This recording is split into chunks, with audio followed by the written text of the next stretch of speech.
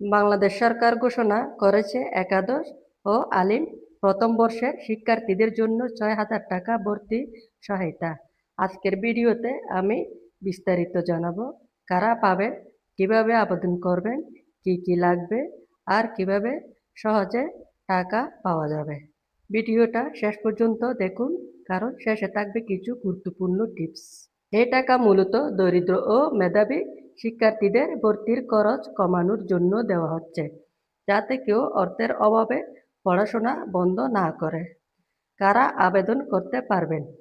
একাদশ শ্রেণী ও আলিম প্রথম বর্ষের শিক্ষার্থীরা, সরকারি ও বেসরকারি কলেজ, মাদ্রাসা, কারিগরি প্রতিষ্ঠান, আর্থিকভাবে অসচ্ছল ও মেধাবী শিক্ষার্থীরা।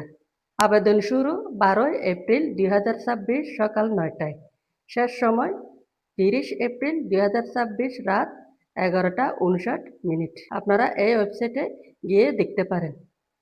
আমি ধাপে ধাপে দেখাচ্ছি। ওয়েবসাইট লগ ইন করো, ভর্তি প্রমাণপত্র ডাউনলোড করো, জাতীয় পরিচয়পত্র, জন্ম নিবন্ধন তথ্য দাও, মোবাইল নম্বর ও ইমেল যুক্ত করো, সাবমিট করে প্রাপ্তি স্বীকারপত্র ডাউনলোড করো।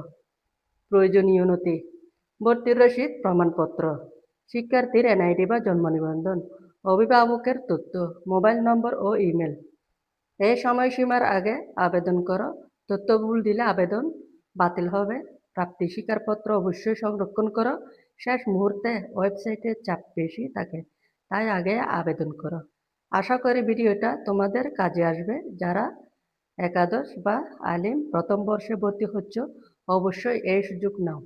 ভিডিওটি বন্ধুদের সাথে শেয়ার করো আর চ্যানেল সাবস্ক্রাইব করতে ভুলবেন না।